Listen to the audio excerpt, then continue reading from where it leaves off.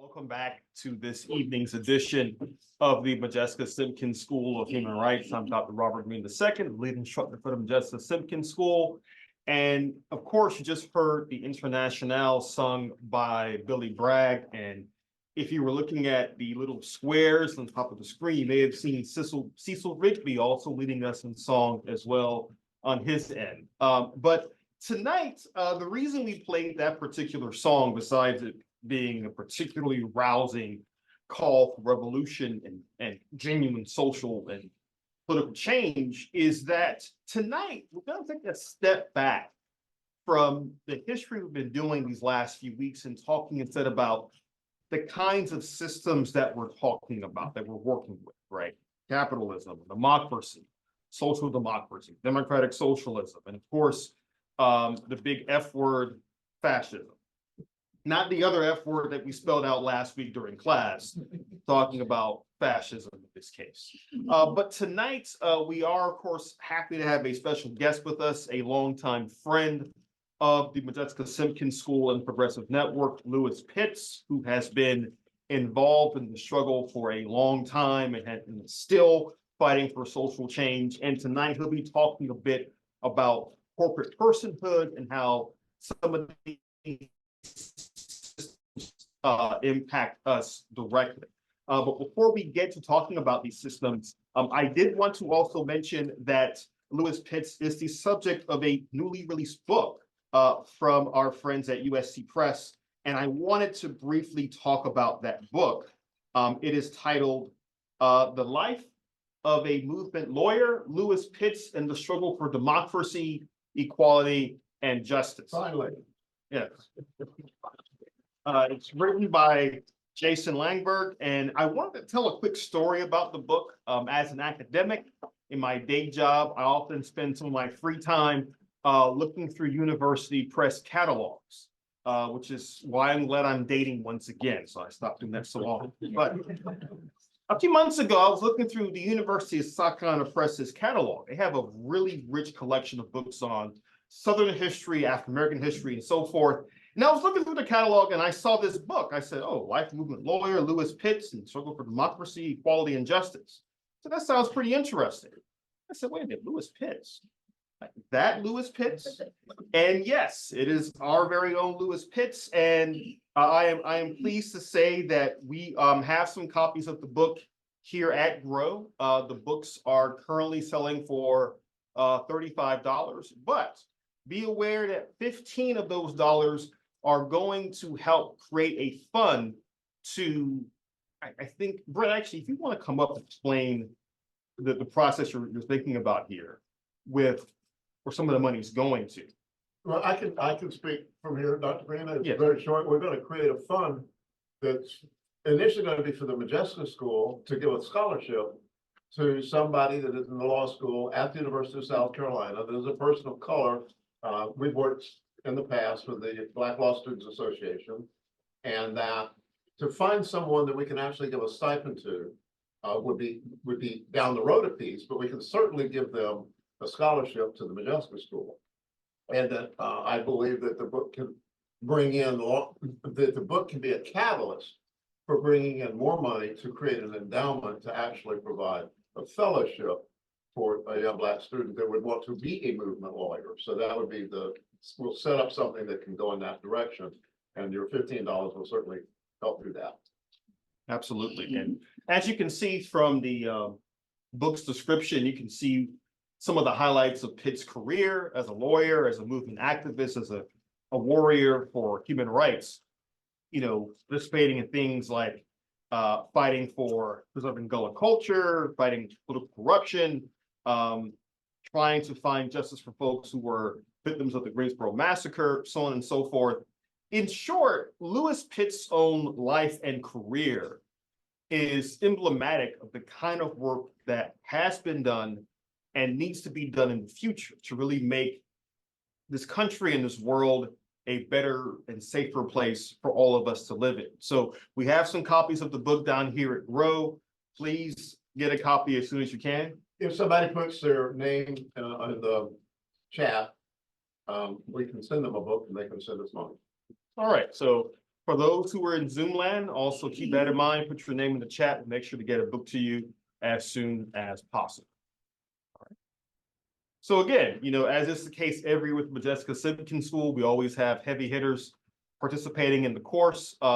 We knew Lewis Pitts was a true champion for human rights, but now there's a book about him as well. So you can't get much more bigger than that. So again, congratulations on the new book. And we'll hear from Lewis Pitts in just a moment about corporate personhood. But what we want to talk about tonight first is really drilling deep into some of these political systems that we've been talking about since the beginning of the class. If you look at any poll done by political scientists or pollsters, querying the average American about what they know about, say, democracy or our system of government or other systems of government, what you'll find are some pretty bleak and depressing statistics.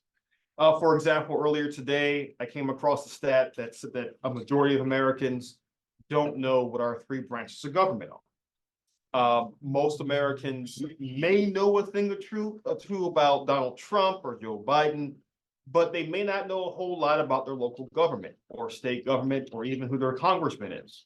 Also, in recent years, we've had debates and discussions about things like what exactly is fascism, who qualifies as a fascist. And unfortunately, these debates are not just theoretical anymore. They are very much important to our political system and our everyday lives. Now, one thing about living in America is that while many Americans may feel they have a luxury to ignore local, state, or national politics, folks living all over the world don't have that same luxury. In fact, I think if you went to any city or town in Latin America or Sub-Saharan Africa, Middle East, or East Asia, they might be able to tell you more about our system of government than we ourselves can, because it matters a heck of a lot to them what our government does in our name.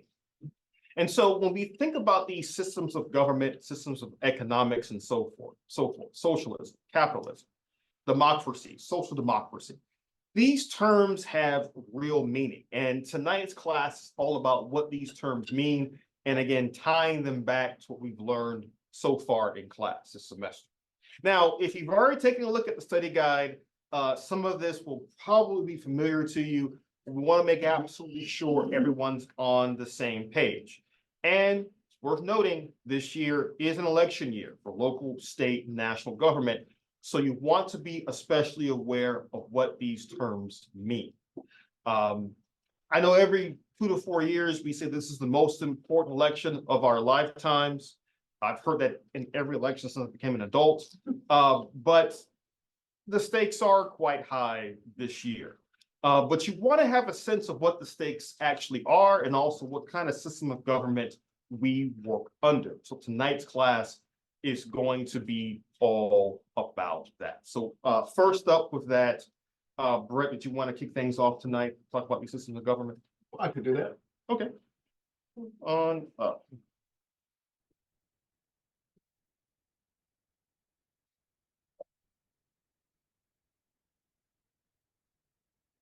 Well, it's clear that learning about civics in the United States of America is not very fashionable. And the history that's been denied for so long, just covered up. They're now actually passing laws against learning your own history. But it's indicative of the fact that I believe, Robert, you just said that 50% of the people polled don't know. Over 50%. Over 50% don't know the structure of the government. An executive, legislative, a judiciary, and that I know for a fact that none of my neighbors do, and that's one of the things that helps. South Carolina is a really good example to pick for a state that actually has and has had since its founding a policy of exploitation. The people, there's this wonderful old saying about the golden rule.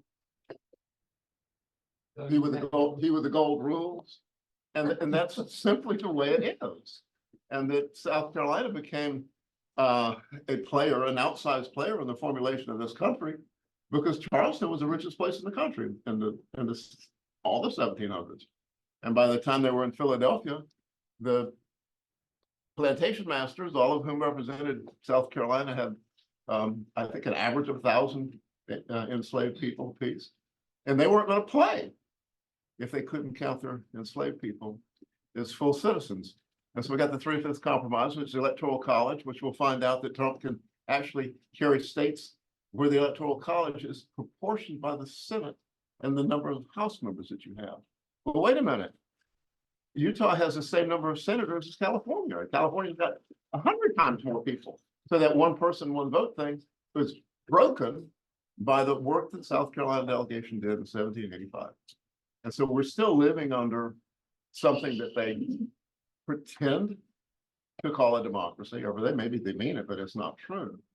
And so one of the things that I think that we need to have as a takeaway is the understanding of the different systems and how they play. And so I'm not going to go over what it is that I'm sure that all of you read in your study guides with a lot of wonderful links, but to understand the difference between a straight up dictator or fascist. Let me pick an example. 1953 and 54, Iran elects a socialist, Mossadegh. Now, having socialists in an area where our oil is under their sand is not good for big business. And it's a question of how our oil got under their sand. And so, was it Kermit Roosevelt? Kermit Roosevelt, a cousin of Theodore, was a CIA agent in Iran. And he did all this by himself. He had money and he hired two factions of Iranians to fight against themselves. And they didn't even know what they were doing or who they were fighting for. But it precipitated the need for the American government to come in and help them. And there was a coup. And we got rid of the socialists and brought in the Shah. And the Shah was a dictator. He was a mean dictator. And I happen to know because I guess it was in the 70s when Carter was president. I remember that, at least that timestamp, when there was a revolution in Iran and they threw out the Shah. And there was a hoo-ha that resulted in people that had been in Iran was the leading place in the Middle East in terms of being a secular country. They didn't have like the Taliban rules and the Sharia law. And they were a middle-class country with a high standard of living. And that the mullahs took over, and then they had a religious fanaticism that's been driving the thing for a long time. But that happened because of our intervention to get the socialists out of the government, out of the way. And I know socialists that came to America that worked with us at GROW that we helped out, that were running from SAVAK, which was their secret police. And I could go on and list a lot of countries whose secret police we know were working with our government to be able to do exactly what I said, which is to suppress the people that are resisting their own indigenous leadership, their own utilization of their own oil. Another quick example, because I was there, and Reagan was president, and Muammar Gaddafi. Does anybody remember Muammar? You have to be old enough to remember Muammar. Muammar was the global villain of the day. And I'm like, why is Muammar such a villain? I got to figure this out. And I had an opportunity to go on a field trip with Bill Kunstler and Dave Dellinger and people from the Center for Constitutional Rights to Tripoli to meet with Muammar Gaddafi on the anniversary of the bombing that we did with American planes and killed 100 civilians in downtown Tripoli in the middle of the night, including Muammar's 3-year-old daughter. We were treated like royalty because the Americans going to Libya to help them out, and that the fellow that was our handler had just graduated from I think it was from Kansas, and he had finished his PhD in something there, and in Libya, cradle to the grave healthcare, cradle to the grave education. As long as you get accepted somewhere, they pay for it. When I was there was a fight over having the kindergarten schools be under the mosque, and Colonel Gaddafi wanted that, and the Jamahiriya, the People's Assembly, voted him down. And the thing that was on debate when I was there was they'd already said everybody, there's no more renters, no more landlords, everybody owns their own home. They have an incredible radio, public radio system there. And you know what? You know why he was a villain? They nationalized the oil. And by God, if that caught on, we'd have trouble. And so it's really important to destabilize that. But it could catch on, and then you have Algeria and Morocco and Egypt. All these people say, well, wait a minute. They've got free healthcare, they've got education, cradle to the grave, and all this stuff. And so the examples have to be squashed in their infancy. And so this is kind of paints the picture of the United States relationship with so many countries around the world. We have 130 countries we have a military presence in today. And Brother Pitts will get into how war is about the best business there is. I mean, you make a lot of money doing things, but when you're selling people weapons and bombs, they use them up. It's not like you buy a washing machine that lasts for 10 years, man. You get a 2,000-pound bomb and drop it in Gaza, you need to know it right away. And so this is something that we're set up to perpetuate when we're driven by money. And so we're going to look at fascism just a little bit, because I want you to go and your study guide, there's a link to what is fascism. And you click on that, and it's Robert Reich in a less than a 5-minute pitch that is Trump a fascist. And Robert Reich makes a really compelling point that he is, that he's following the classic dictates in terms of what Mussolini did. Mussolini is attributed to have said, and there are people that don't believe he said this, but it sounds really good, that fascism would be more appropriately called corporatism, because it's a marriage of the corporations and the government. And so we're now seeing that happen with Trump, with the big corporations that didn't support him, that were afraid of him in 2016, are now loading up to support him because they think he's going to win. So they're more interested in doing what it is that maintains their flow of money than there are your rights as an American citizen. And so briefly touching on socialism, there's a link in there. So a woman said, I went to live in it was in Sweden or Norway, and I realized that America wasn't a democracy. And so it's a really good juxtaposition about a country that has a different relationship. The government has a different relationship with the people in terms of taking care of them, and that we don't have, like the best example of a bad example is South Carolina turning down $1.5 billion a year of our own tax money coming back to South Carolina to people that are too poor to have insurance in the Affordable Care Act. The Affordable Care Act isn't healthcare. The Affordable Care Act is insurance subsidies. We have no universal health care. We have no health care here unless you're a vet and go into the VA. But that the idea that South Carolina would turn down money that would keep poor people, if 138% of the federal poverty level, the year that the network was Navigators in Modjeska's house, talking to people about the Affordable Care Act, because Nikki Haley also turned down the money that the state agencies could have had to bring people into the healthcare system. And doing turning down everything that you could get, turn down the Medicaid cards that were designed to keep people out of the hospitals, because the overflow of poor people with no insurance is driving everybody's costs up. Well, if you didn't take the Medicaid cards, the poor people went back to the hospitals, but the hospitals lost their disproportionate share money, which was the indigent money. And the hospital down the street from me lost $380 million that year because they don't need the emergency room because people have Medicaid cards. They don't have Medicaid cards. And so it was a very complicated circumstance that we're still living under. And so these are what was the tail that wagged that dog?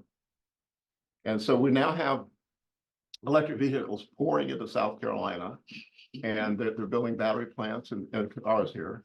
And Henry McMaster I had that piece of paper. Henry McMaster said just the other day, in terms of the electric vehicles, the Department of Commerce has a big thing about the South Carolina being the home of electric vehicles now. And the way they market it is in part by what Henry said, We will not allow the Biden administration's vigorous pro-union policies chip away at South Carolina's sovereign interest. We will fight. We will fight all the way to the gates of hell, and we will win this battle. Sovereign interest, sovereign interest. Oh, anti-union, low wages, no environmental regulations. That's our sovereign interest? I want to be part of that sovereignty. And I mean, if you lift the curtain, folks, and you get a little bit woke, you ain't no turning back. I just want to warn you that if you're going to be uncomfortable living in America without doing something about the conditions that we're forced to live under, you should leave now. Because the more you learn, the more ridiculous it is. How could you possibly sell this to people? And that's by keeping them stupid and keeping them poor and lying to them and manipulating them and scaring them. Trump made real clear that people are more motivated by fear than they are by hope. But that the socialism is something that is this very kind of nebulous term when you think of it. When the police or the fire people, if you were a long time ago, they didn't protect poor people. And the firemen, if you didn't pay the firemen and have a little emblem on your house, they come and watch your house burn. But now we have socialized firemen and socialized cops. I mean, they'll come anywhere all the time. And so there's some things that happen here they don't want to talk about that we all chip in. It's like we have the world's best nuclear weapons.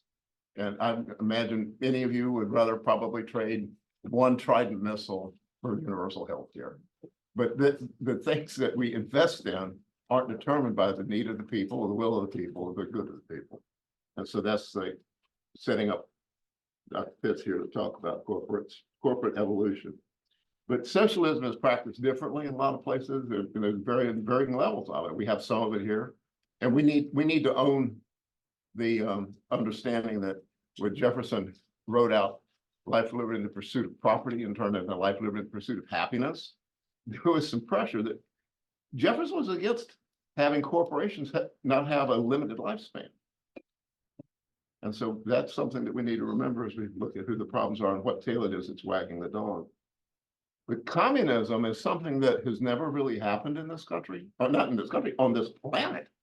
Because Marx, I know you've all probably read Das Kapital in German, but there is in your study guide a link to Marxism for Dummies, and I would suggest that you click on that because he's really gotten a bad rap. Actually, he's got a very bad rap because it's brilliant bad, and he said that at a point when all the needs could be met by the workers controlling the means of production and taking care of the things that workers needed, healthcare, education, that type of stuff, housing, that the state could wither and that you could have a society where all the needs could be met. Well, the only places we've seen communism be labeled thusly were in countries that were fighting brutal dictatorships. And so in Russia, in the Imperial Russia, the Tsar used to make a kind of a habit of taking a trip through the hinterlands, and his minions would get the villagers to come out and stand and wave at the Tsar and the Tsarina as they went by. And it was not unheard of for them just to kill a few people to keep people alive. And so this is what they were fighting, the Bolsheviks and the Mensheviks and all those people back in 1917 that scared the hell out of Mr. Charlie and everything, including the Tsar, including the people in this country. When communism started being used as a trope to keep people down was Lisa McCord in Columbia, South Carolina in 1840s and 50s, right after the Communist Manifesto came out. That woman that we talked about in an earlier class who lives in a house across the street from the University of Horseshoe at the corner of Bull and Pickens, she was a national figure in talking about abolitionists being socialists. And the socialists are coming to take over things. And so we now have communists taking over things, or sometimes we had a war. I was in Bogota. My mother used to wonder, why are you going places they're shooting people? I said, Mother, that's the only place people will pay me to go.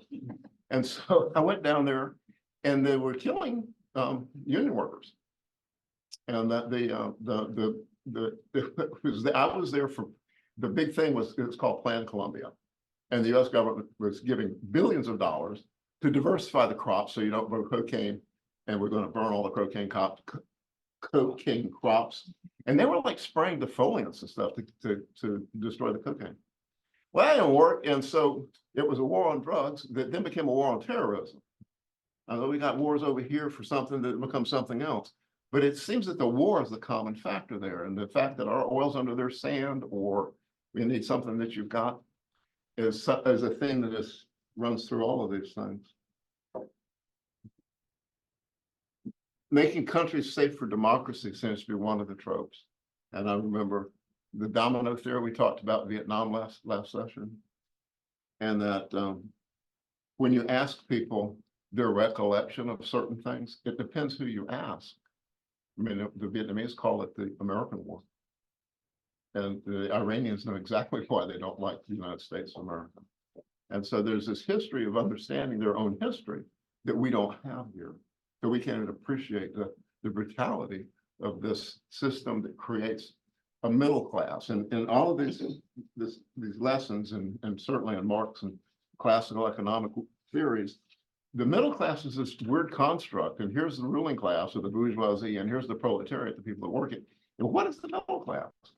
The middle class is like a buffer that if your capitalists are smart enough, that the people that own everything are smart enough not to create a circumstance where you create a class of people that have nothing to lose, and you keep the door open. And so you're building a middle class. One of the things that you can connect the dots on is who Trump is fishing for now as the votes is poor white people with no education. And so they've completely shifted away from that idea of keeping this buffer around around politics and having enough people enjoying the benefits, the privilege that comes from being generally white and educated in America. That's shrinking, the forces shifting to the oppressed, and Trump is leading the oppressed. It's a very strange dynamic. But that the question of capitalism is something that Pitts is going to bring up in a minute here, but I wanted to point out that there's some really good readings in the study guide written by people that are capitalists. Ayn Rand, there's quotes in there from her that are just chilling. Which her basic thing was that you have a right to be selfish. And so there's that. And then there's something by the Cato Institute, which is a libertarian foundation that's been around for a long time, that talks about basically that it's not a political system, it's an economic system, and that the economic system has overridden the political realities. And so there's really good critiques of capitalism from both sides in the study guide. And then I really do want people to spend some time with the links that are there, to like the video of Reich talking about fascism, and the lady that wrote the thing. I lived in Norway, and America fell backwards was the title of her thing. And so what I want to do is just simply ask if there were questions from reading the study guide about the variances of the different systems as the way they're practiced. And if not, we're going to move on. Any questions out there on Zoom land? There's a question here. Not Yeah, much a question, but just to say that the overthrowing of governments is not that old. A year and a half ago, The Intercept has very interesting reporting on what happened to Imran Khan in Pakistan for when he was basically told to funnel weapons, and he said, "Are we your slaves?" And apparently that's enough to get you kicked out of power. So it's not that long ago.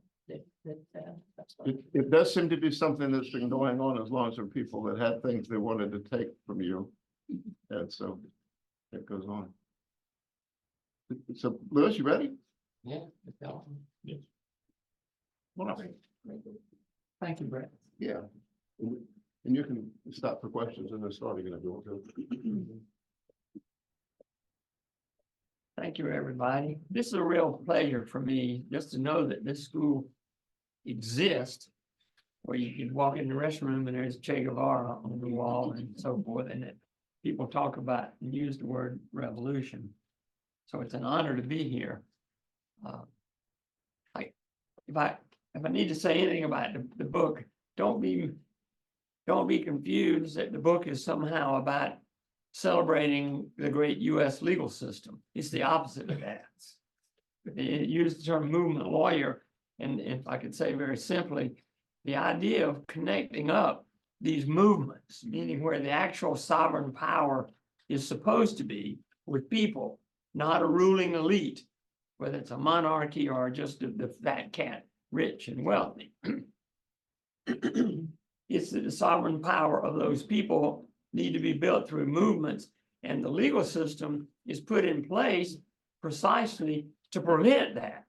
It's a fortress wall around the structure that protects the rich and the well-born.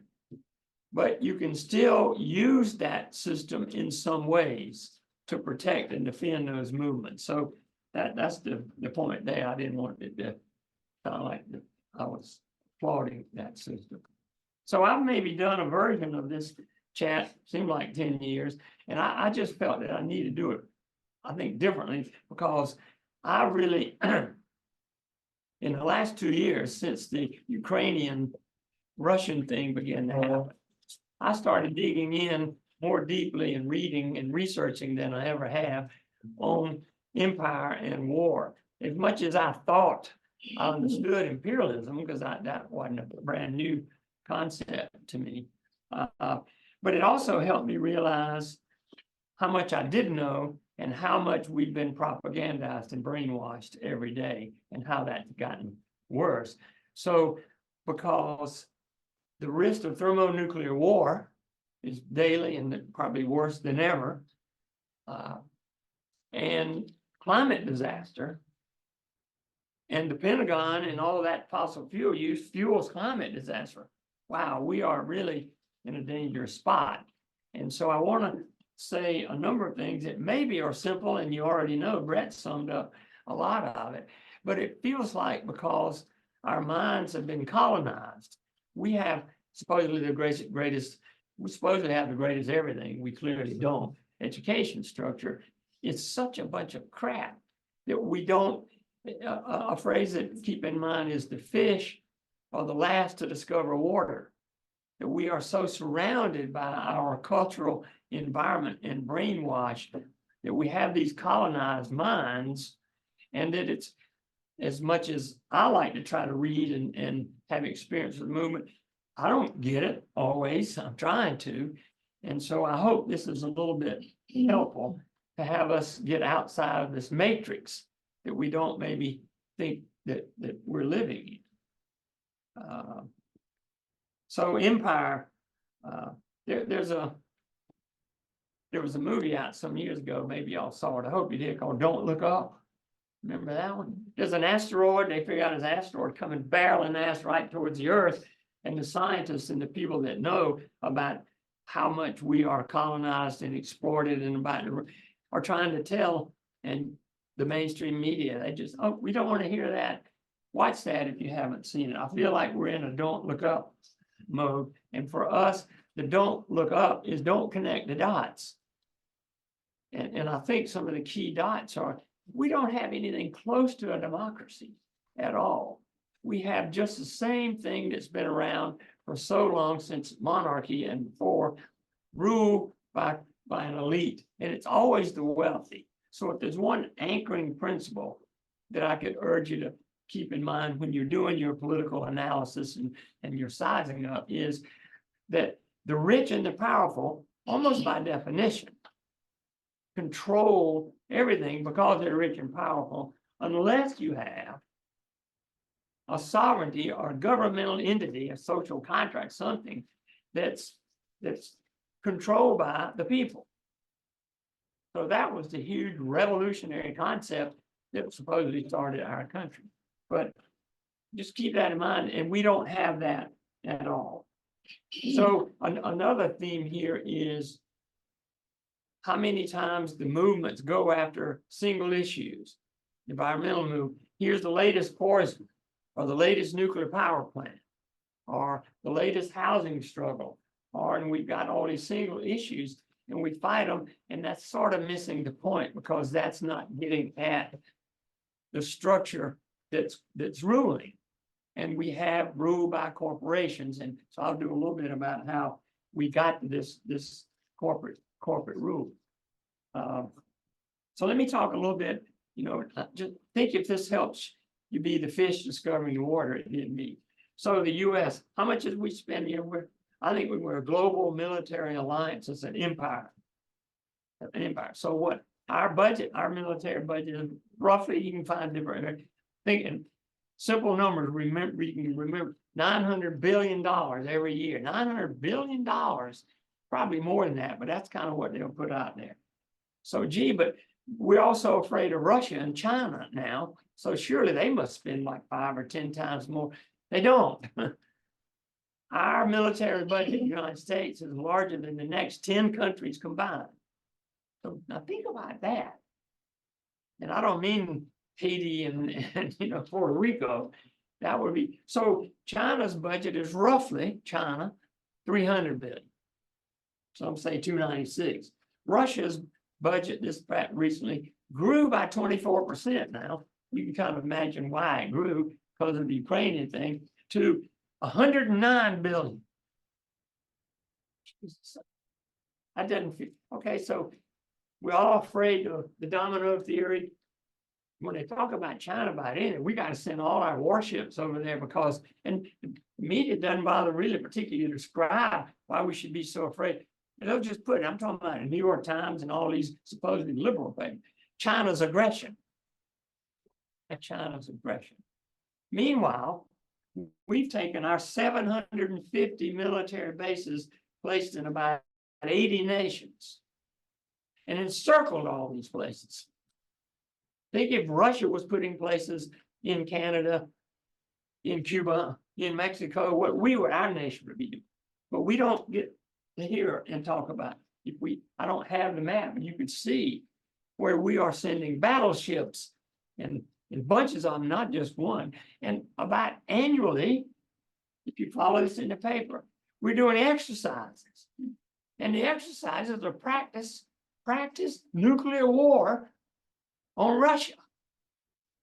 Jesus, I don't know what to, thank you. I don't know what to say. I mean, so in 1991, there's the Gorbachev and Reagan and the Cold War in 1991, and the US is fully documented, says y'all kind of Russia, break up a little bit and make there not be, East and West Germany. And we promise, we being our US led, because it's led by US, NATO alliance, we won't move 1 inch further towards you. And that's them in the big, in fact, we immediately just saturated right up to them. And that's Ukraine in a nutshell, because everybody has known. The current CIA director, who was ambassador back then, they were sending wires and cables saying in 2008, if we fuck with Ukraine, that's a red line that everybody knows. And this is what they say in their own memos. Not just Putin, or not just this is the knuckle draggers, meaning the old line Soviet, but the liberal thinking Russians would not tolerate us lining up our gear and NATO and war machines that close to them, like we wouldn't if Tijuana became a baseline. It seems so obvious, but I wasn't that. Or here's another thing to remember. So 9/11 was 2001. So let's take 2001, go 20 years to 2021. So during that period, the US and its allies, because we force all these people, when a country joins NATO, they demand this requirement they have to spend something like 3 or 4% of their GDP on what? Weapons. Buy more of these things from these big corporations. We dropped or used 337,000 missiles and bombs on 9 different countries. Okay, just kind of grab that one. This ain't, a little detail, but 337,000 bombs on 9 different countries in 20. Now, think we got Obama in there. So that, by the way, this is not a party. This ain't blame the Republicans. It's a bipartisan narrative about this empire stuff. So that's an average that the US is dealing with of about 46 bombs a day for 20 years during peacetime, that we're dropping bombs on people out there. Countries. And boy, did I appreciate your comment earlier about it's not that long ago. Well, not just not that long ago, it's today, it's yesterday, it's tomorrow. Anytime there's a place that will flare up all of a sudden, like in Africa, then you start digging in. We've already had the CIA in there some way. They were way ahead in all this thing. Okay. And this is the dominant bipartisan narrative that there's not a single damn, what you think of the mainstream press, of course.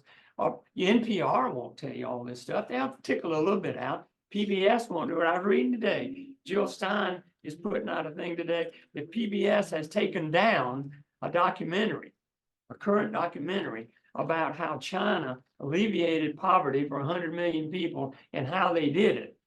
Because they're being threatened to take it down because it's too sympathetic to China. Wouldn't you think in a world that's trying to survive that you'd learn from each other? And they're taking it down. That's PBS and documented. So then think back how long this has been an issue and how much, as Dr. King said in 1967, you all know, if I say April 4th, 1967, you could do a riff on it, right? That's a year before he was assassinated, and he gave that wonderful speech at Riverside Church where he said, the U.S. is the greatest purveyor of violence in the world, and he's talking about Vietnam. And when he gave, and it's well worth reading, man. It's a one speech, but it's pretty long. It's not a book, so you don't have to read a whole book. Read that thing. Listen to this. This is 1967. I think I saw mine first because I made a snapshot of a little computer, maybe it was a little Apple. It was 1980. Here's Dr. King. When machines and computers, he said computers, profit motives and property rights are considered more important than people. The giant triplets of racism, and you might have heard that a little bit, the giant triplets of racism, extreme materialism, it's talking about consumerism, buying shit all the time like we're bombarded to do, get a new piece of shit and buy it every time, and militarism are incapable of being conquered. So he's saying until we get to the root of that, and that's the capitalist thing right in there. Now, 1 year later, he was assassinated. But soon, right after he gave that speech, about 160 newspapers, New York Times and all of them, meaning back then it wasn't called the mainstream media, they came out and trashed him. Of course, you cannot say this stuff. You can say you believe in transgender rights. You can do these social domestic issues, these wedge issues. You can pick a side on that. But if you cross this line, you're in deep trouble. They called for him to turn in his Nobel Peace Prize and just discredited the heck out of it. Our government in its own documents talks about we, the US, have a unipolar world. One pole. That means you can't have a China with a different type. You can't have a Russia. You can't have Iran. You can't have Cuba way back in there. Or we have to have full spectrum dominance. Full spectrum dominance. That's air, land, sea, and space. I didn't look into this, but they're groups like us. They're people who are, some of them as old as Brett and me. They've been being anti-war activists and have been researching. You can find nice little videos on what madness there is with these high-tech AI things militarizing space, and we've actually got a space force. It's just absurd. And remember, talk about the water. I guess I'm trying to hit you. We've been fishing the same body of water. Remember manifest destiny? This is the way God designed the thing for us, the US, us, to run every damn thing in, quote, our interest, but our interest is not yours and mine, and not Medicare for all, and not decent housing, all these things that our nation's falling apart. My wife's daughter and her Austrian husband live in Austria, so we kind of keep it. It's like a different world of it. She just had a baby like I'm a grandpa for the first time about 6, 7 weeks ago. The health care and the maternal leave and the paternal leave, it's just a whole different world over there. And not to say that place is perfect. But look at our nation from the very beginning. If it hasn't been a version, genocide of the, well, I'm gonna do a riff on that, but the genocide of the Native Americans, slavery, settler colonialism, overthrow everything, unlimited money, that's been our history. It's not how it's put to us. It's always put to this, it's like a little fairy tale. Y'all probably know the tooth fairy. Is tooth fairy broad enough cultural phenomenon? When you're a little kid, you could pull that tooth, put it on the pillow, next morning that'd be whatever candy or a dollar or something.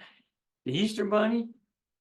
All of these massive millions of people being killed in Vietnam and in all those Middle Eastern countries, and a century, I'm gonna come to that, of all these countries. We did that out of trying to preserve freedom and liberty for everybody and to spread democracy. And my wife just retired from UNCG. We like basketball. We don't have great at basketball, but we have season tickets. Go and watch when they play the national anthem. And we can see all those old movies about Hitler and those people going, hoo, hoo, hoo, and laughing. Watch the people, they jump up. It's just astounding how much we've been totally colonized to buy into that. Thank you for your service. I care. I don't have any hostility towards soldiers, men and women doing it, and an economy that's so shitty that you have to sign up to go murder people. But, and then if you say, the hell with all this war, you don't like the soldiers, they just twist it. It's nuts. We are drowning in empire and militaries and madness. And these merchants of death, these contractors that sell all this stuff, it's just, by the way, I'm going too long on that one. Let's move a little bit forward here. And as you can imagine, there's a lot I could go on about, but let's start to shift to corporate personhood, but take at least one more pound at the propaganda machine. Now, a lot of people get their info from social media, right? Now, maybe are you familiar with the concept that we have to be on guard against, now there's an evil out here, and it's kind of like Trump. Like, anybody can fool that Trump isn't a madman, but it's the misinformation that has to be guarded against on social media. That's all of it. Facebook, any of that stuff, Instagram, or whatever that is. I don't use any of it, but all that we have to guard against. And universities for years have been getting grants on it. Misinformation, malinformation, and disinformation, malinformation. Those are buzzwords, because Donald Trump and those people put out some things about don't take your vaccination and put Clorox in your arm. That's terrible, that's stupid and all that. But that's not what they're getting. Now, who's that? There's litigation that's going on. There's a case already being argued in the U.S. Supreme Court. Let's see if I'll do this kind of quickly. It was Missouri versus Biden, a bunch of Republican attorney generals. So we all know we don't believe them, right? Because they're Republican attorney generals, and most of their crap we don't. But they brought a lawsuit and documented that the Biden administration, a little bit of the Trump, had the FBI, Homeland Security, and a bunch of these federal people, including the White House, almost daily, riding on top of Facebook and all these, and saying, look, I saw, it's a wonder they didn't bust this progressive network. Don't look at that, take that down. Don't let that be, I don't even remember all the terms, widely amplified, because it's misinformation. Now stand back from that. Here's one example, this document, this is not like an allegation that isn't proven, like that Trump can fly or something. This is documented. One time, 11 times in one day, somebody from the White House is calling to the big dogs at what's the one that Elon Musk just bought? Twitter. He's calling Twitter and saying, what the hell? We told you a couple of days ago to stop that one.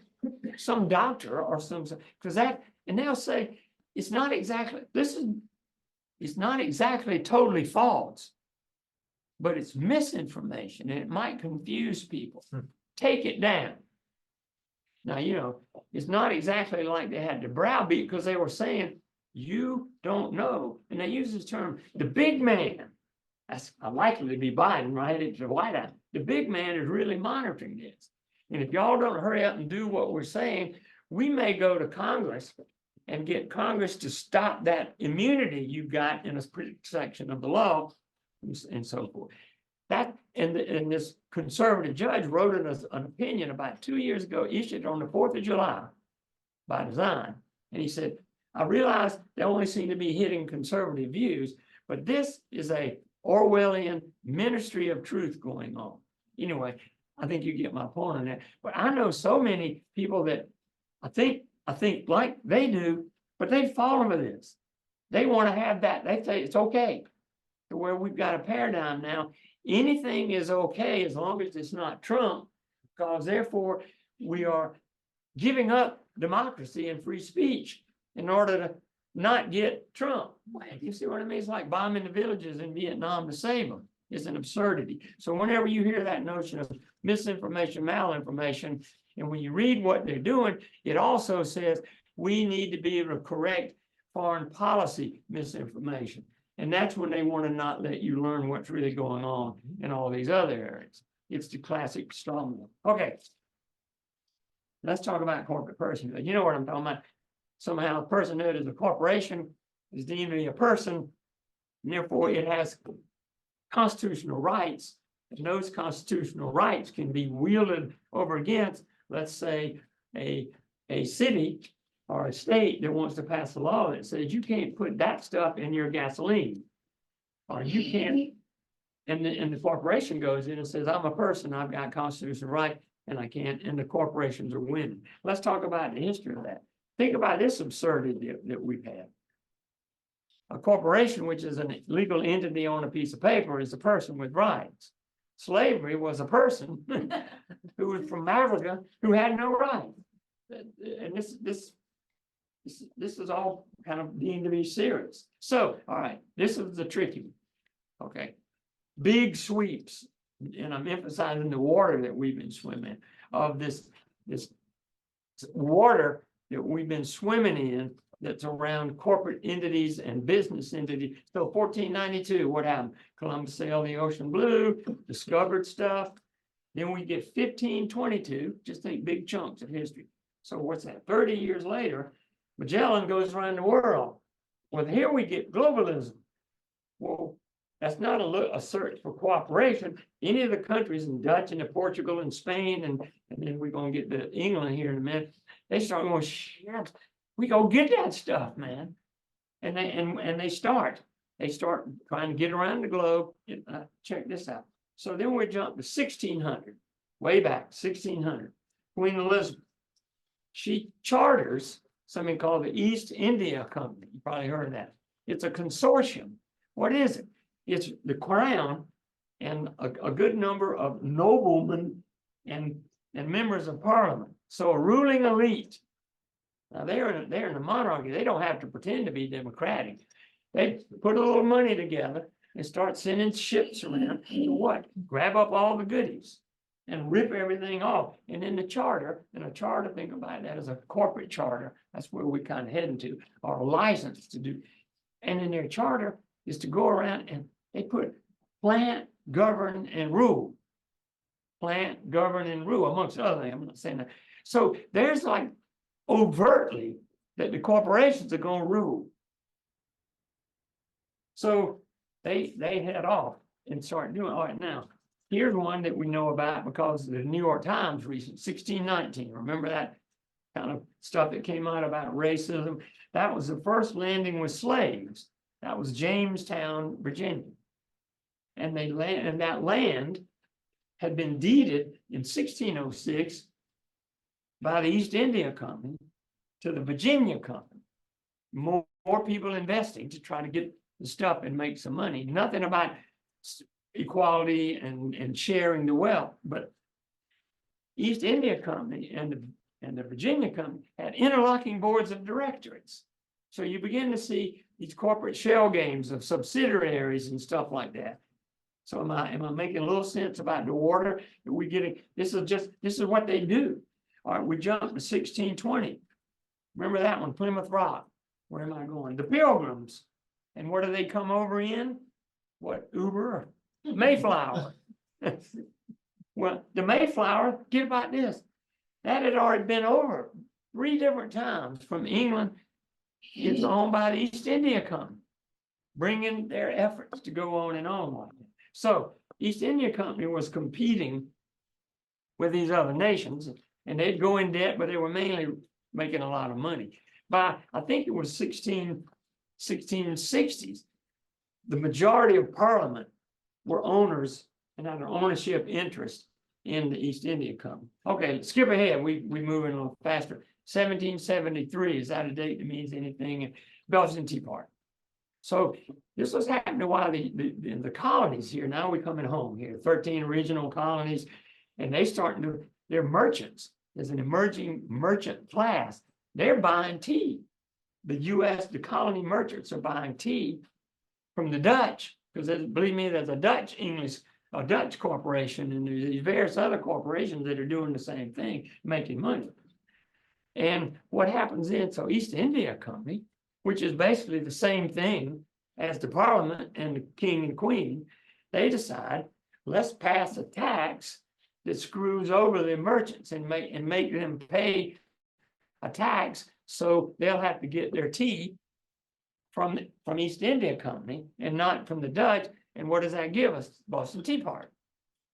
Now we were all taught because it was taxation without representation. But flip it a little bit.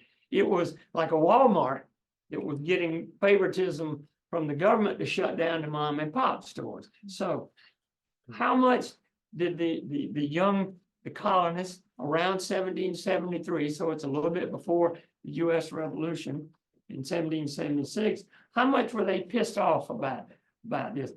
There was a what do you call it? A fake name. Guy put out pamphlets were a big deal. Pamphleteering in that. They went by the name Rusticus. So here's what Rusticus said in a pamphlet in 1773. Great book, by the way. Came out in 1985. It's not a new one. It's got a lot. Unequal protection. Unequal. The rise of corporate dominance and the theft of human rights. Tom Hartman. He's still out there. Does a lot of radio and stuff now. But Unequal Protection. It's an amazing book. But here's what Rusticus said. Let me find it. It's really, it's written in that old English stuff, so you're going to have to bear with me. I'm not Shakespeare. Are we like manna to be given up to the disposal of the East India Company, who have now the assurance to step forth in the aid of the minister, we're talking about, of Britain government, to execute his plan of enslaving America? Their conduct in Asia, where they'd already been in Asia, for some years past, has given simple proof, capital P, how little they regard the laws of nature and the rights, liberties, or lives of men, sexist. They have levied war, excited rebellions, dethroned lawful princes, sacrificed millions for the sake of gain.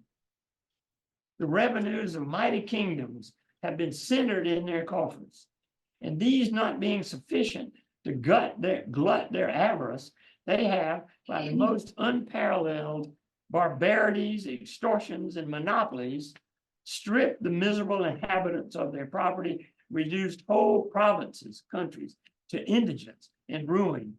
1,500,000, it is said, have perished by famine in 1 year, not because the earth denied its fruits, but because this company and their servants engulfed all the necessities of life and set them at so high a rate that the poor could not purchase them. So that was the attitude toward the East India Company during this thing. Okay, now we're going to shift gears. It's 3 years later, American Revolution, and we get to the founders. So the founders, to their credit, were totally against monarchy. Well, they didn't want monarchy because they didn't have all the power. They wanted more of they let a genie out of the bag. It's called democracy. And to market this thing to all the regular people, who were mostly farmers back then, except this emerging merchant class, they hyped this notion of all people created equal and sovereign power of the people. But what did they really think? Well, the most stark example is Alexander Hamilton. Boy, we had more time when I do a rip on why the hell is everybody going so happy shit about this play called Hamilton, who was nothing but a big Wall Street banking, that kind of a guy. He said the rich and the well-born need to rule, not regular people. Because he said the masses are turbulent and changes. These are quotes, but the rich and well-born. Well, jeepers. What did that say about democracy? With Jefferson, he gets a pretty good rap because he got most of it right, but he thought there should be a wise aristocracy that would rule, as opposed to the other words he used was an artificial aristocracy. Those are the people whose daddy had the money. The like a king, and then the king's son, or the king went out. But still an aristocracy. They were scared to death of what they call the leveling spirit. And they talked about, if we're not careful here, and they said, if we keep, there's a quote by Madison. James Madison, father of the Constitution, literally said, which should be ruled by the opulent minority.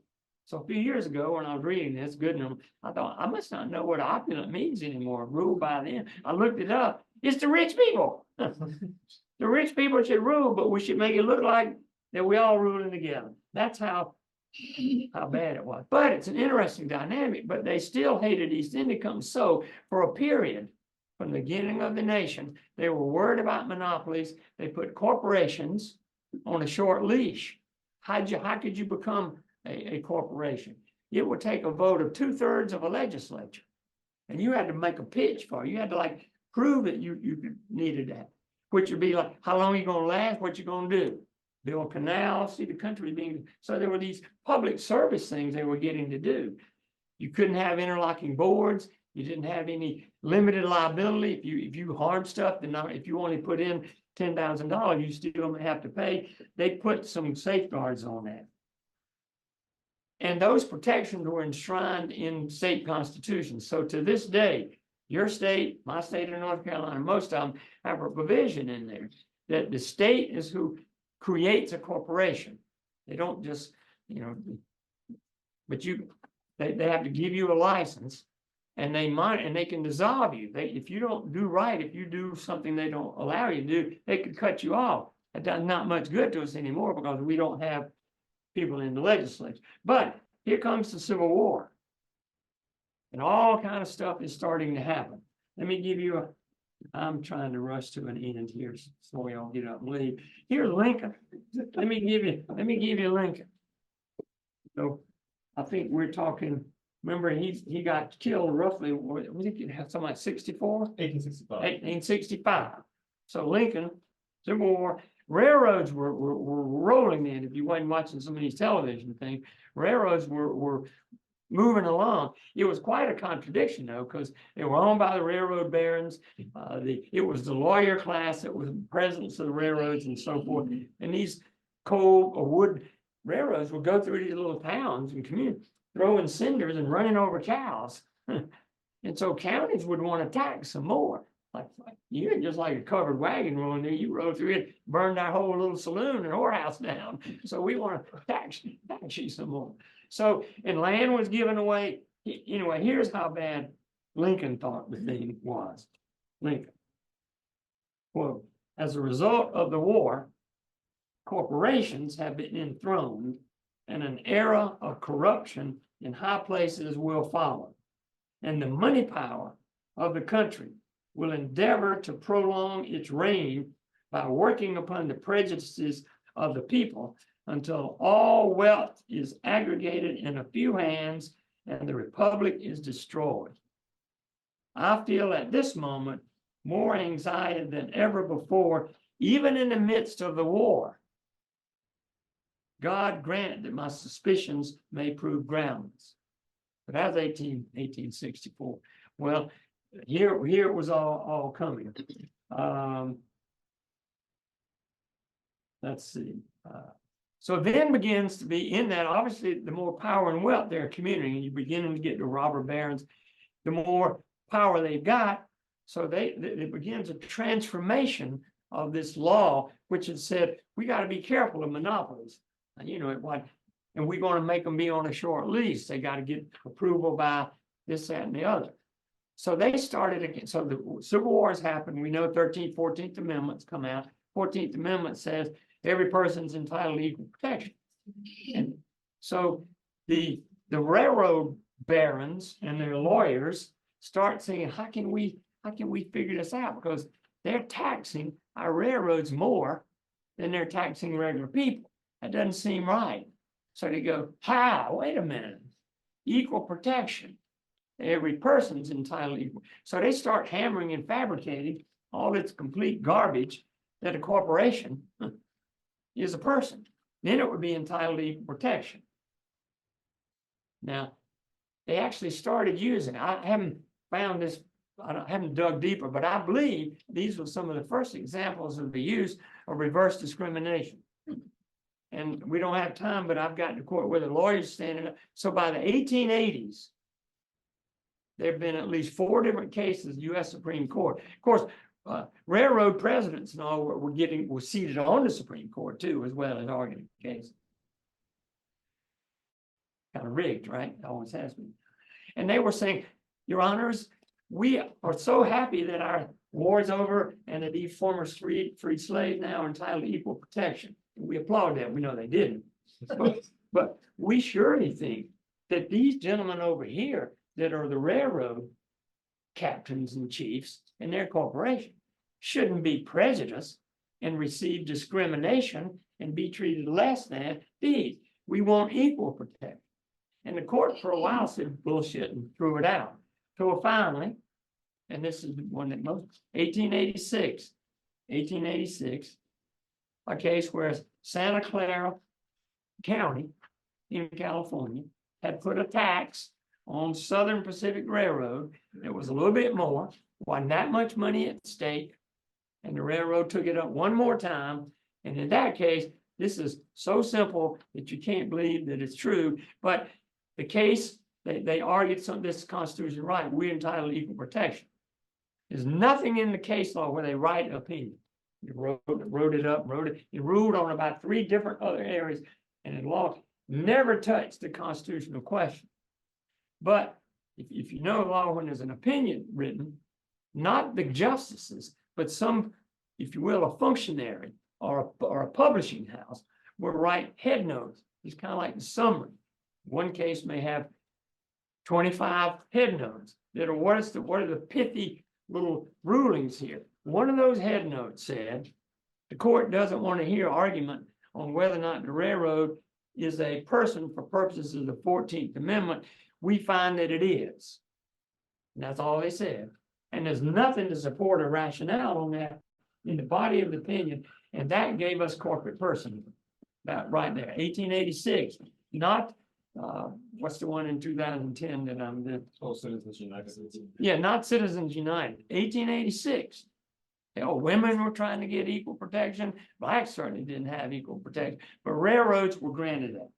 And here's a little a fact.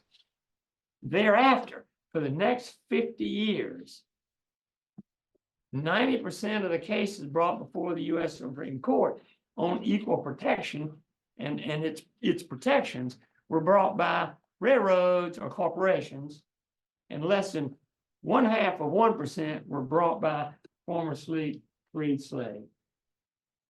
See right here. I'm not supposed to do that. Less than 0.5%. So is the system rigged? Yes, of course it is. All right. So that was the first constitutional right they got. Now see, none of these are purported to be elected bodies. It wasn't like an executive order that corporations or persons or a legislature. It's that insulated, hard to get to and hard to change, judicial system. Well, that's not all they did. Eventually, they started getting, and I think one of the points here shows it is in the 1990, but by the 1970s, and there's many more I could go into, they start getting First Amendment rights. And that's where we get this right, that a corporation and rich people, that spending money is free speech. So the right to spend money, that's the corporate contributions.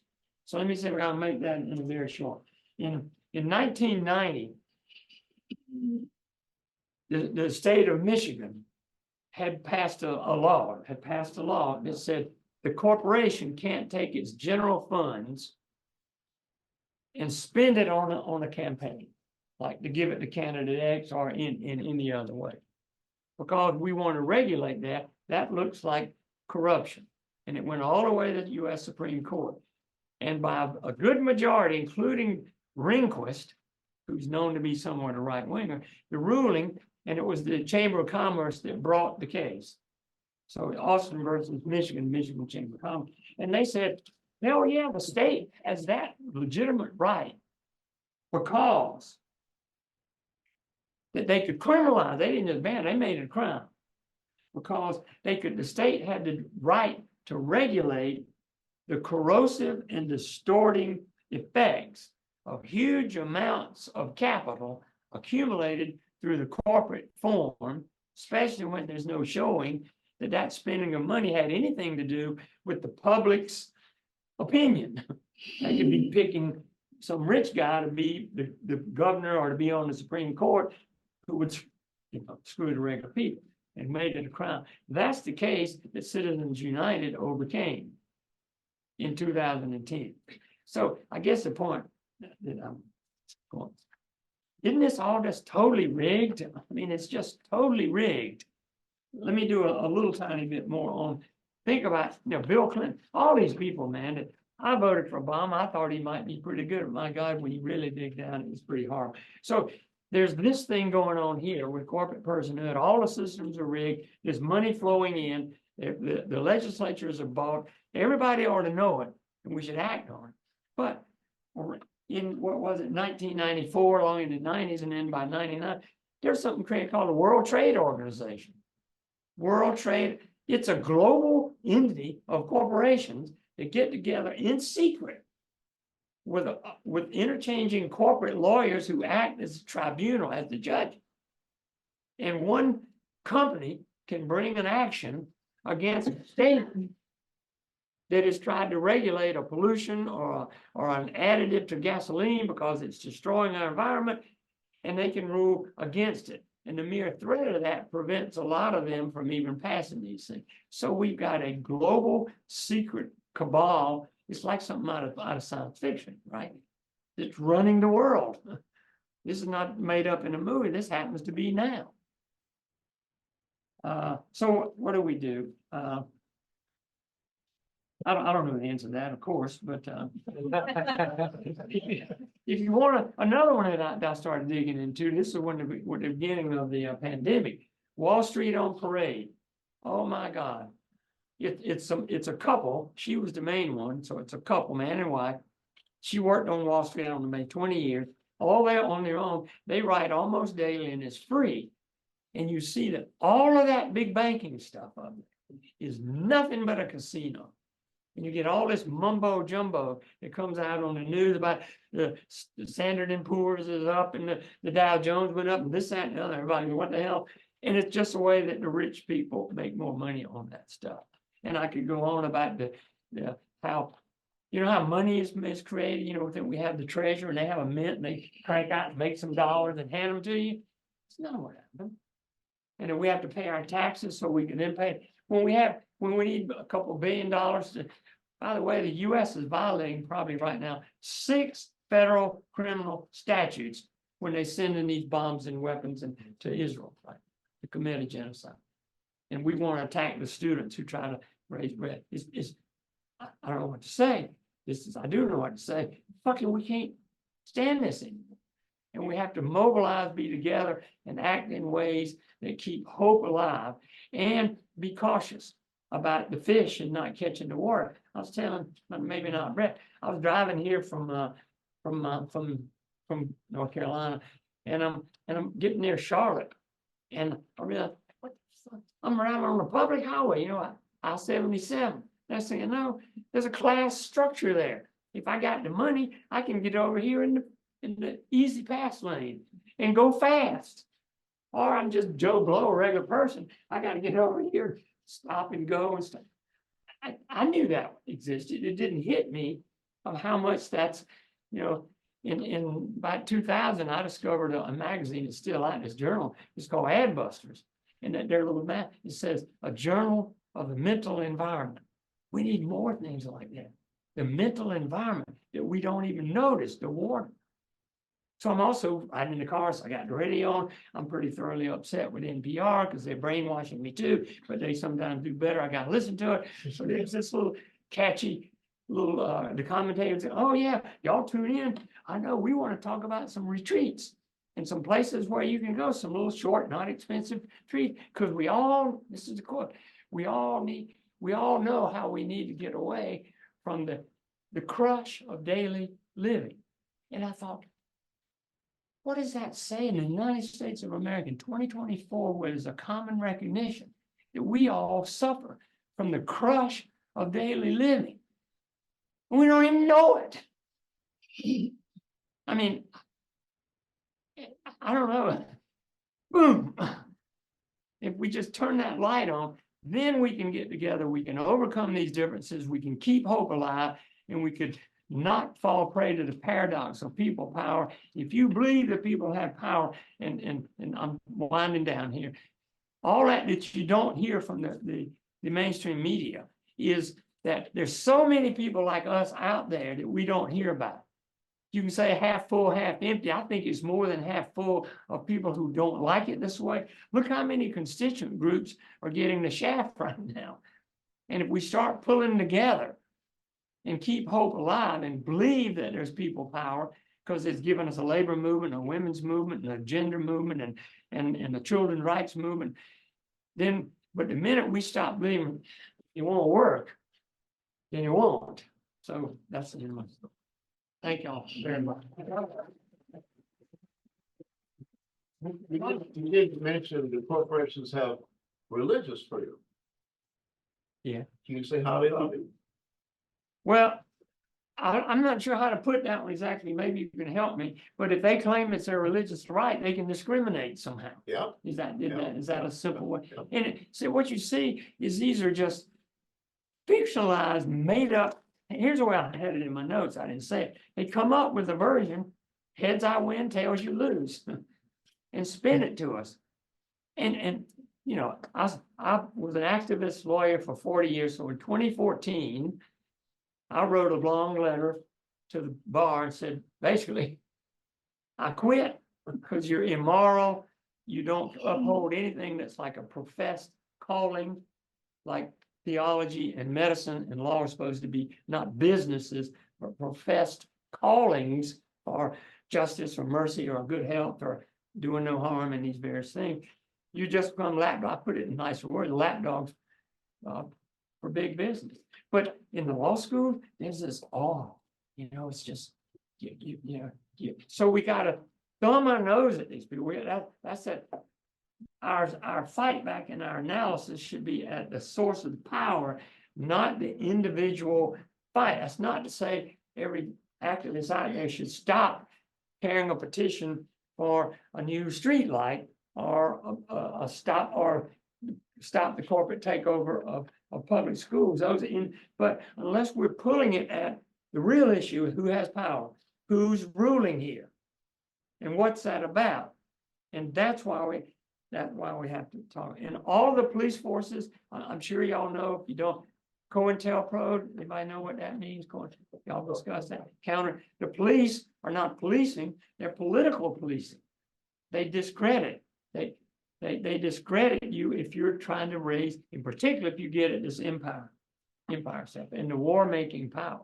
And I tell you, you just watching your papers now, how much there's in there about Russia. Of course, we know that one, but China right now, and how much we've hooked into Australia. Here's why I keep saying one more. There's a woman I like to learn from women named Caitlin Johnstone, Caitlin, I think it is, Caitlin Johnstone. She's from Australia. She's married to an American guy. She's over there. She's got it seemed like a background. She was abused. She's got a background in Eastern stuff, but she'll send you a daily thing. All of her work is free unless you pay for it. And she will break right through this matrix and say things that I wish I could think of to say that help you realize. And it might even be called something like narratives from the edge of the matrix.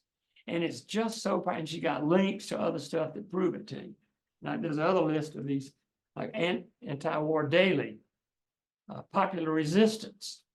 Popular resistance is like a truth out, truth out. Truth out is mostly on US domestic issues. You get a little 2 lines and you can click that and read it or not. Popular resistance has some US, but a lot of it is the global South or the third world talking in their media. And you can pick and choose, and it's radically different. So somebody, y'all take over, and then how do we, I don't have. Take questions now, Louis. Yeah, questions. Not that I have an answer. We could solve, maybe come up with answers collectively. Question, so it seems like the Supreme Court is bent on lately taking away people's rights, like overturning decisions Yeah. to take away people's rights. And they blame it on originalism. How can they extend the rights to these corporations when it's nowhere in the Constitution, if they're these originalists? It just doesn't match. Okay. No, that's good, because see, you are hungering, you are reasonably, but I want you to stop. You're reasonably looking for a logical answer. Not a logical answer. No, maybe that would have been, I wish I'd have talked to you before I went through I could have maybe said it better. It's all fucking bullshit. So, but you asking as if there's I see, they made a mistake. We could show them a mistake. I remember I had long hair. Maybe if I cut my hair a little shorter and had a better tie, they'd listen to me more. They're there. Here's another way to say it. How does that go? The logic of the oppressed is different than the logic of the oppressor. Their version in their mind, maybe that's logical. Because you pay these lawyers $1,500 an hour, they'll write a brief. You can tell you that upside down is right up and 2 and 2 is 7, and they believe it. They believe that a corporation was a person and it should be protected. So I'm not trying to be slight to you, but if we hunger and look for a logical answer, that's what all the law schools are doing. Well, 30 pages say that, 30 pages say that. I don't know, must be a close question. It ain't a close question. If you believe in democracy and sovereign power of the people, and they never believed, but Lincoln pulled this one out. He wasn't perfect. You want a government, a constitutional government of the people, by the people, and for them. And he said that in the Gettysburg Address, short little thing. Read the Gettysburg Address, it's pretty powerful. A new birth of freedom, as they stand over a blood-soaking cemetery there, of the people, so it won't be erased from it anyway. You had a question or a comment? I was just gonna ask, I get that it's all fake and that they're just kind of making things up, but are they basing it on a legal precedent, or are they just ignoring the difference? How are they explaining it? Even yes, it's fake, but how are they explaining it? No, that's a good question. They will try to make it sound that way. And I guess if you just read it, and it'll be so contorted. I'm trying to think of a good example. I probably can't, how you can start to reason and then hold your breath a little more, and next thing you know, you're over here where there's no logic to be there. That's what they get paid to do. I should have not come up with, but give you a better example. Well, I guess the Santa Clara decision in 1886 is so awful. They didn't reason in it at all. And if all of the players tend to be of that power structure, and most all the lawyers are, then they can work it where it sounds close, and they don't, there's a few that, and I don't sound like I'm the only one that's out there, but we don't have the resources and tend to have the money. That's why the railroads can keep coming back and back. They tried, I said 4 times in less than 10 years, same shit, batted down. And the amount at stake was little bits. in terms of actual dollars. But they're coming back, and meanwhile, they're cooking up the deals. You know, before he became on the Supreme Court, Justice Lewis Powell, he was a big dog in the US Chamber of Commerce. And he wrote the Powell Memo, it's about 1971. And he said, I think about 1971, you have 60. And he said, look, all these damn students and the anti-war and the national liberation movements, and they're kicking our ass, man. We got to get together. And he basically rigged this thing. We need to develop our think tanks and fund them, our colleges and the degrees, and get up in there and take over the judiciary. That's the Federal Society. They play such a role in who gets to be picked. So if you pick people who think about Clarence Thomas or these or Alito or that Scalia guy, who go hunting and get built all the money they need and they get all that stuff, they start to think like it and it makes sense to them. And they're really afraid of the Lebanon spirit. They're afraid of these people. These people being us, think how good Occupy Wall Street is popularized, you know, and look how often you've been told, yeah, but they didn't have a structure. You got to always think about how they fucked up. Jesus, they popularized this notion of the 1% against the rest of them. And of course, they quote couldn't pull it off because the entire weight of all of these things, all of our universities, most of the churches, most of them are rigged and fixed to support this. It's just an outrage, but I feel it too. Look how many people are oppressed and how many people are getting it and how many people, even though your nightly news is trying not to tell you, are not seeing there's a genocide going on and how absurd it is. By, well, let's go build a pier and send over some food, but let's send some more weapons so we can kill the people and make them hungry. Well, we're sending, that's nonsense. That is absurd. People are dying. And it's in my note, the US has long ago passed a law that said if any international court, Dr. Green was talking about, you know, the International Criminal Court is talking about maybe indict Netanyahu and indict somebody from Hamas against Hamas. So, but it says that if any of these international bodies like the UN take any government US person, we're authorized to use all of our might to go free them. It's like the old, when he brought in a black man accused of looking at a white woman, put him in jail, and here comes some posse to break him out of jail and go lynch him. And we have a law that says the US can go do that. The international, that's that unipolar power stuff. That is real stuff.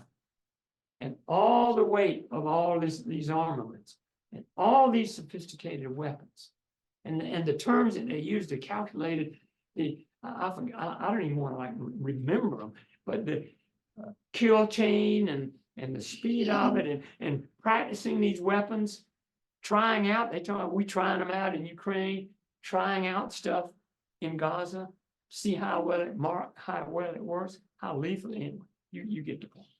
But anybody else want to, yeah. So aside from education, which obviously we are all invested in, I think, how would you suggest going forward in any sort of activism? Like I think I get really frustrated because I can sit at home and read about all of this. And it's not particularly new information, but it's helpful to hear about it from a real person.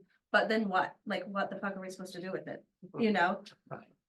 It's incredibly frustrating to feel like you're just filling your brain with information and there's no outlet for practical change. I don't know, and I think probably a lot of us are educators, and obviously invested in the community. But if you just had like a nugget of wisdom or direction for people who aren't lawyers, Right. You know, what do we do besides educating ourselves? I would say keep doing that, and then there's an action plan with SC Progressive Network, and my wife's in. Are you at the university level or are you K through 12? Yeah, I'm K through 12. Okay, well, I don't know, but I know at the university level there's something called the AAUP, which is basically the union for professors, and they're having to get together, do walkouts, do a call for But votes. even and that is some sort of elitism because, you know, like I'm not qualified to teach at the university level, got you. so I can't There's- join a. When we started the school, there were people that, Howard Zinn was kind of like the guru of telling the truth. It was in the eighties, with the people's US history of the United States of America. And, It's a great book. it was 40 years ago, I think.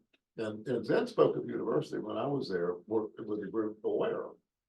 But that, the question is of the different entities that are working in K through 12 is teaching for change and rethinking education. I can send you the links that are associated with the Zen project that have the analysis that we're talking about geared for different grade levels with study guides and stuff. It's free. Are And you so allowed it's to out teach it? there.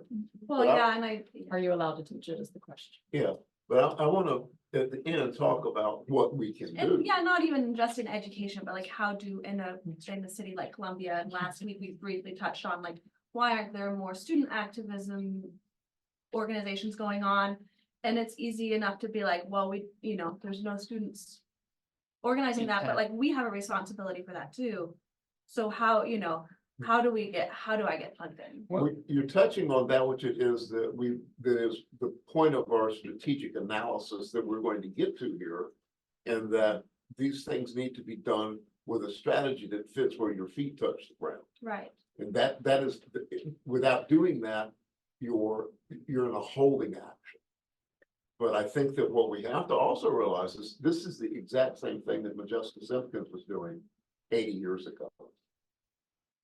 The same fight, same people, same victims, and the same lesson plan. And so we need to keep that alive and build on it. I mean, the idea of this building is to get us through this next difficult time without forgetting. And we're gonna play a nice piece on Memorial Day as forgetting why we remember. And so there is that lesson that I think is so primary to that which it is that you're talking about, that we have to keep alive. And I will speak a little bit more about that when we talk about things that we can do actually in South Carolina and using some specific examples of it being more than just talking about. But you're good to grind us on this thing. This is not to be slight, but anything you can do. And I started out, I forgot what, made a sign and kept it back in my car, and I'd go out by myself, just stand and said ceasefire now. And then somebody saw that, and so we've got a little group. And I didn't get to mention what we're doing to children and this gutting of public education and the foster care system and leaving kids there. It's barbaric. So even if this, what's her name? It's always asked if 2 or 3 people get together, nothing that changed. Margaret Mead, never let me say that a small group of people can't change things that they'll in their hands. And so 2 or 3 people, find 2 or 3 people of your college and go do a little bitty thing, because there is no one flash. There is no, if the revolution's over, it's called perpetual struggle, and because there'll always be this counter-revolutionary force, but do whatever you can come up with, and you may be the change that you're looking for. There's no cavalry. Let's call the cavalry. You're it. I've learned, somebody said, somebody ought to do something. Oh, duh, that's us. And even if your first thing you do is pretty crappy and green, the next time you do it, you'll be better, and you may have 2 or 3 people show up.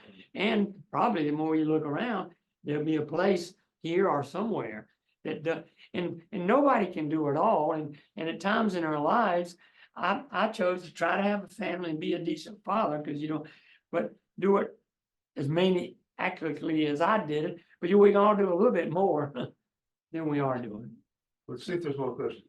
Any questions out there in Zoom land in the room? Not as of yet, but any other questions? Yes, go ahead, please. You mentioned, I think, or somebody mentioned, movement should go after, I don't know if I got it right, movement should go after all issues, so not focus on just like environmentalism or one issue, but does it make more sense to focus across the board? I want to make sure I understand. Well, here's what I was trying to say is, why are we have by design, let's take an easy one, I use environmental. and the poisons. There's a nuclear plant here, and we go try to stop that. And where do they put us when we try to do that? In a regulatory system that's totally rigged. And a lot of times people stay stuck there, and they say, well, just reduce a little bit the amount of poison that you're allowed to put out. And we're acting as if they've got some right to put out some. We just want to put out a little less. And where's the decision making? Is it Atomic Energy Commission? Is it your, whatever your environmental? Where's the power? Do we want to concede that we go into that tribunal and concede its power to define what the issue is? And our issue is, you don't get to do any of that. You have no right to future profits. You have no right to put any of that out there. That you have no right to dig up any more fossil fuel, given what's going on. You can't. Not, please cut it back a little bit. And that's how it's been. And there's a number. If you want to look up POCLAD, POCLAD, that's where I learned this anti-corporate personhood. It's not a bunch of lawyers. Program on Corporations, Law, and Democracy. There's still a website. And some of that was led by Richard Grossman, from whom I borrowed this term. The fish are the last to discover water. And he said he worked 10 or more years chasing one poison after the next, one little thing here. Then he realized, wait a minute, this is stupid. Why don't we go at the people? If the people had power, you could see, the people would say, what all do the people say now? People say, we want gun control, we want universal health care. So it's a very almost abstracted notion, but we have to build the sovereign power and build, and some of it's going to involve interfacing with this thoroughly corrupted by money electoral system. I don't know a simple answer by that, but we just don't be fooled by being fooled into. We didn't get to show it, but there's a Veterans for Peace entity. Veterans for Peace. I remember that, as a conscientious objector. And Mike Ferner put out a little bitty video. It's called Mad Men Arsonist. We put Not here. I wish you. for the Vietnam class. Oh, you did? Yeah. And so he talked about that as firefighters going out, and they were chasing, one fire after the other and trying to put it out. And in the video, you see when these bombs go off, if you follow in Gaza, God, it's not just who they hit in, it's a big explosion. And he said, we have to keep putting those fires out. There's nobody saying stop. But who are the madmen arsonists that are starting those fires? That's the merchants of death that are selling, and the empire that's fueling that, and we have perpetual war. That's the little thing he's saying, the difference. One is, but the old one is, you're standing there at a river, and here come infants floating down, drowning. I pulled one out, I pulled another one out. And finally I said, I'm gonna go upstream, who's throwing them in? That's the message we're getting. And the throwing in the stream up here is that we don't have any democracy. We don't have the power to people. And enough people are getting that it's like the climate is getting pissed, and there's these qualitative changes. Who would have thought, I don't know, let's say even 4 months ago, that there'd be these campus disruptions and be so much interest and so much recognition of the power. So what was not possible 6 months ago with regard to people's movements coming together, but we can't do that. You might be able to do it now because there's more people. And then I keep thinking, here's another interesting. Some of the alternative media that I check out reeks of libertarian or almost a conservative right-wing stuff. There's a judge, I think he's an active judge. I didn't know him. It's called Judging Freedom. And he's, I think, in New Jersey. Doesn't talk like I do. He talks like he's from New Jersey. And he'll have these anti-war activists on there. And they're saying the exact same. And so there's the possibility of maybe tweaking a few of these neurons in the brains of some people that want to blame all of this economic hardship that people are going through on immigrants or whatever, or trans people and realize, no, it's giant corporations and corporate rule. Then they could come on our side, then we have to teach them not to be racist, homophobic, and so forth. We have a question from Sandy on Zoom. Go ahead, Sandy, please. Good afternoon, Mr. Pitts. You're just so full of information. I really wish I could listen for hours or hours. Maybe I could catch you at another one of your presentations because you are just loaded with energy and information. I'm kind of piggybacking on the young lady that just made the question or posed the question or comment that said, it's wonderful gathering all of this information. What do you do with it? But while she was asking that, I immediately thought of the things that's going on naturally in our country right now, but the scary tactics and the things that I'm seeing and hearing from our Supreme Court on things that are, I mean, they're just not even relevant to what the Constitution said. So my question is, do I just constantly bombard my local government, my senators, whatever, and just constantly say, what are you doing? Why are we sitting here and just, pretending that we don't know what's going on? It ties in so perfectly with what you just said. How large corporations are influencing our total government, and we're thinking, oh, well, we're just abiding by the law. I hear you. But I've been talking like anybody else want to try to, because it's a collective answer. Collective wisdom is better than individual. Well, Yeah. Danny, one of the things that I learned from Modjeska, and I paraphrase this because I know she didn't use these words, was if you're getting screwed, you better squeal. We have, if something bad's happening, there needs to be outrage. We can't move beyond being outraged or we're dead. And so, but if all we do is react to the latest outrage and we don't see the connectivity between the issues, and we have a radical analysis which looks at the commonality of what feeds the issues. And in this country, I mean, in this world, it's money, and the money contributes to the power. And so how do we take that apart? And so that is what we're trying to figure out. A rational plan is it's a moving target. But what we do and what we've been doing here at the Progressive Network for a long time is preparing ourselves to take advantage of opportunities. We can't necessarily change the big dynamic, but it changes. And if we have the capacity to be able to inject ourselves, the window opens, you jump through it when you're ready. It's like that's how I wrote a bill that stopped photo ID. Or I did the investigation. The only state that stopped the photo ID bill.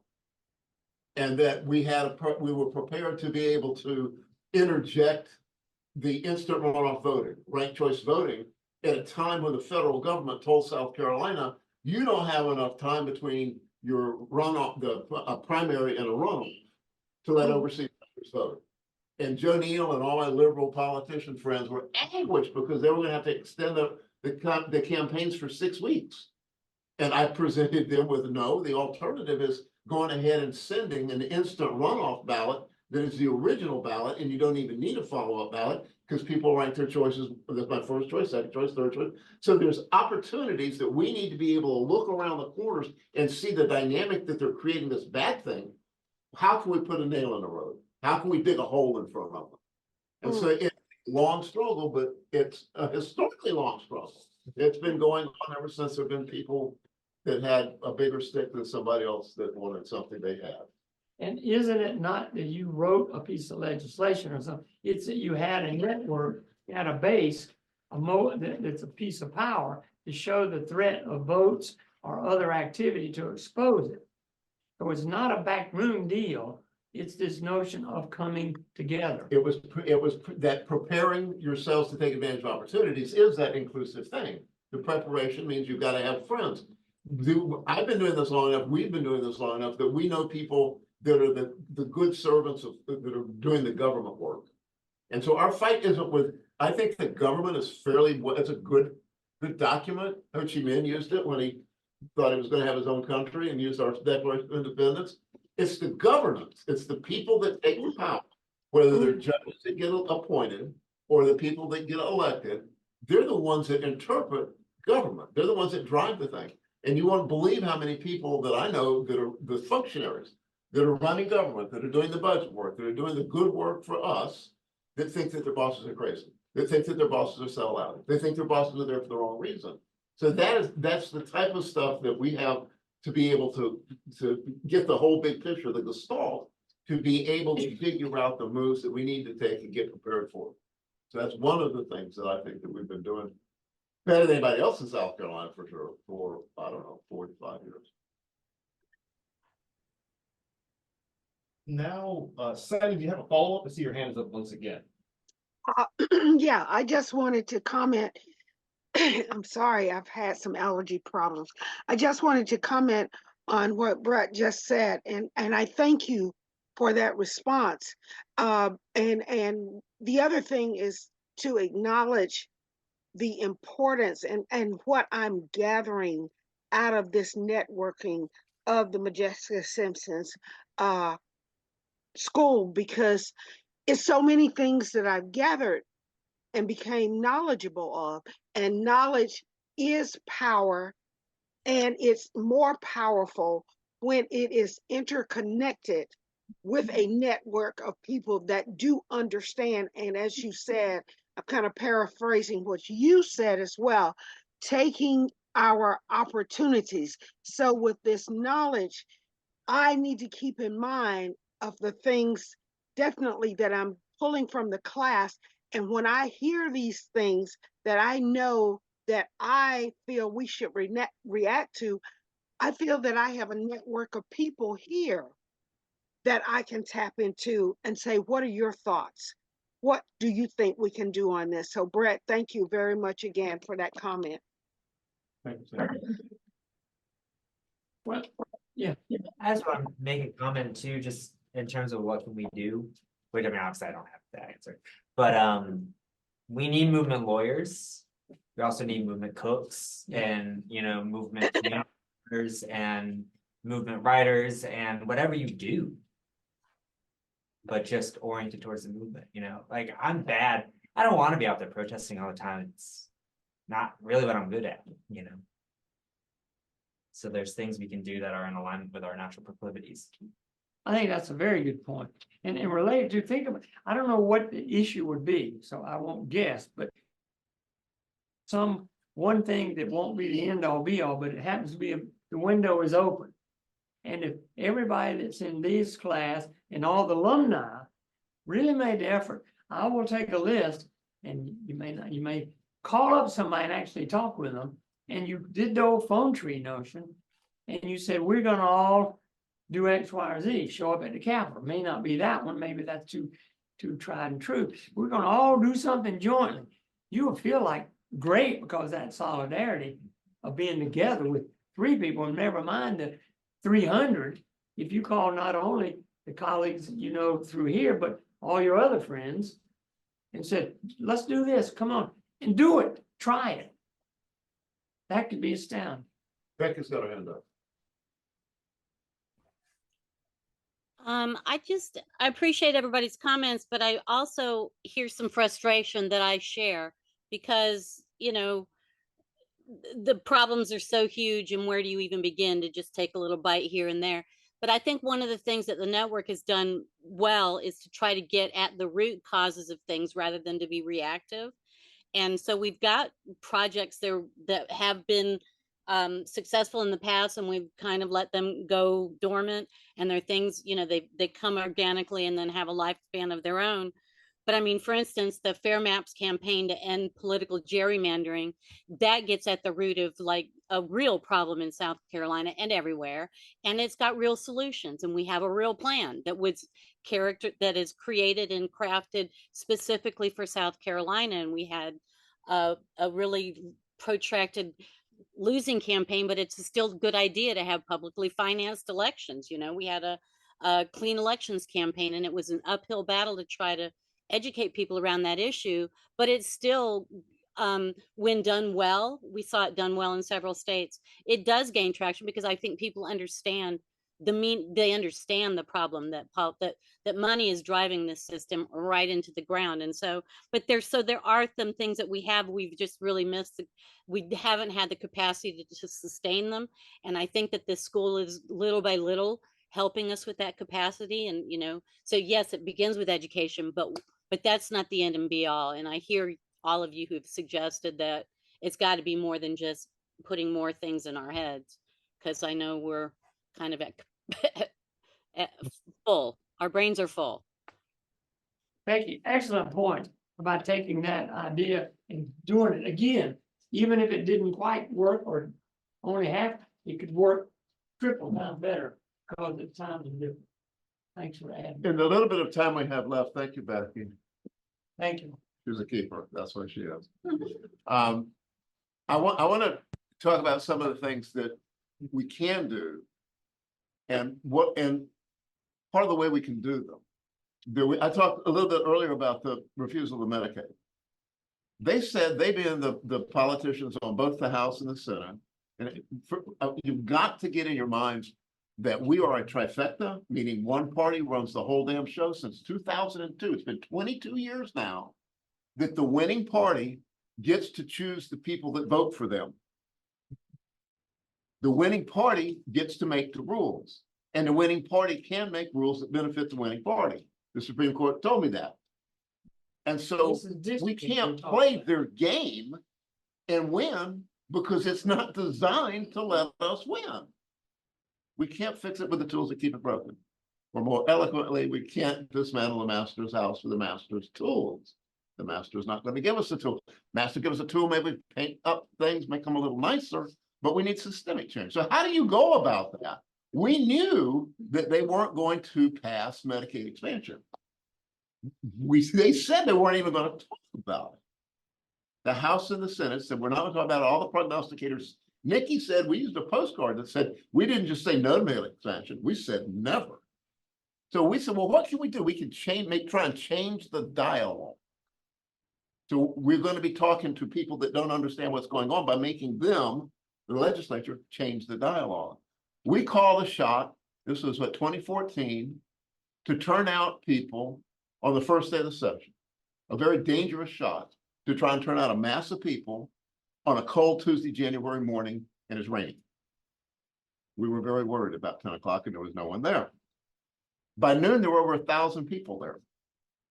And it's because of the network that we had built and the work that we've done, the relationships we had, the trust that we had. When we do something, we try to do it right. And turning out 1,000 people on a cold, rainy day was a pretty good job. We had 20-something legislators come down the stairs to agree with us. And we were able to foment discussions in the House that went on for 6 weeks. And then they passed a bill to nullify Obamacare. And nullification, remember what that, there was a war about that here a long time ago, and it didn't turn out well. So this bill goes over to the Senate 6 weeks, tied up the whole damn session. And that it ended with, well, during that, we had 3 waves of people getting arrested, blocking entrance to the State House. And we had active duty military flights, doctor, ministers, and just regular people, making people think about what's happening. And the dialogue inside got to the point that both sides had dug in and were arguing about it and things were coming out. And at the end of the day, the Republican that was leading the president of the Senate at the time, Glenn McConnell, who's an inveterate Confederate, rational libertarian, so to speak, there was a motion made that the bill was not germane to the thing. You can't nullify federal law, and they ruled it out of order. So that whole 12 weeks was ruled out of order and would not have happened had we not done what we did. So what did we do? We solidified our base. We gave people a sense that they have some power, and we sent a message. And that we have to be about understanding how you build power. Because if you don't have the power to punish or reward your friends or your enemies, you're not a player. And you've got to understand the game as to how do you get to be a player. And so we've been able to do things that are more effective than most people, certainly the Democratic Party. is not effective. The Democratic Party can't win. And I will hear over and over and over again, I actually heard President Biden say it yesterday at Morehouse, talking about the protesters. Y'all protest, it's a fine thing to do, but you get violent, you're in trouble. And remember, your vote is your voice. Excuse me, Joe, I live in a state, my voice doesn't work. I live in a county that doesn't even have Democrats on the ticket. There are 27 states in this country that are run by a trifecta, meaning one party runs everything. In the Democratic trifectas, the Republicans don't have a word. And in our Republican trifecta, they don't have a word. Our Fair Maps program that Becky mentioned, we drew maps that actually take the census numbers that drew the maps now that make the Republican Party stronger. We drew maps with the same numbers of people and arranged them in such a fashion as it created a sensible middle, where there would be like a third of the people in the legislature, given today's demographics, would have to speak to people that they don't look like. You couldn't win a seat in a county that's balanced or a district that's balanced. You have to speak to all the people and represent their interests that they have in common. That's something we can push towards. The Fair Maps thing is good. We have other things that help empower you. What, you live in Richland County?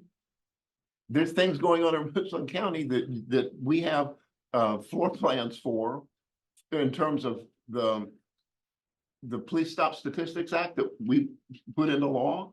Richland County is not one of the better counties to do it because we have one of the few Democratic elected law firms, but we're working with the sheriff is a Democrat, but we're working with John Krangle, who now has the data on the sheriffs being arrested.